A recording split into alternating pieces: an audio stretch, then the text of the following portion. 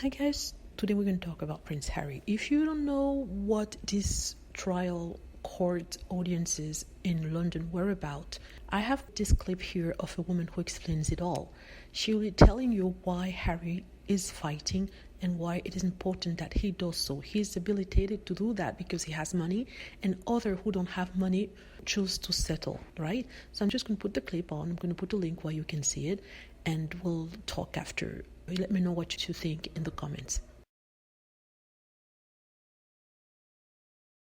Emerged that he has been able to bring out is not just the levels of intrusion, but how far up the editorial ladder these things went. So various names, various people were named in court, senior editors, people who are now still in positions of very senior editorial responsibility, who it is alleged approved of and conspired in these methods of unlawful information gathering.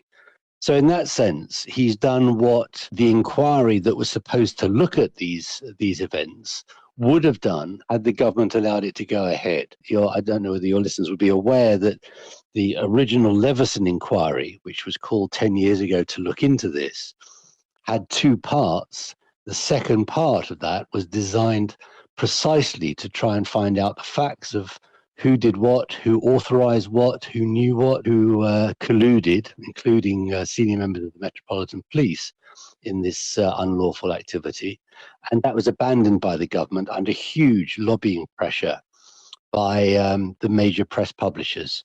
And you in Australia will be just as aware as we are here of the power of certain corporate publishers and their ability to lobby governments. It doesn't leave the British media looking that shiny right now, does it? I'm afraid I have to say, and as a proud Brit, the British press has never been very shiny. Frankly, we've had decades of pretty appalling behaviour.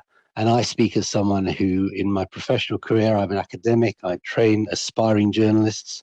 I want them to go into newsrooms believing that journalism is a noble profession, something that's worth pursuing. Broadcasting and many online publications, that is certainly true. But I'm afraid that in certain, particularly tabloid publications, and I think you have the same thing in Australia, there are certain kinds of journalists and certain kinds of editors who will literally stop at nothing in order to get a story, get an exclusive, get a few clicks online.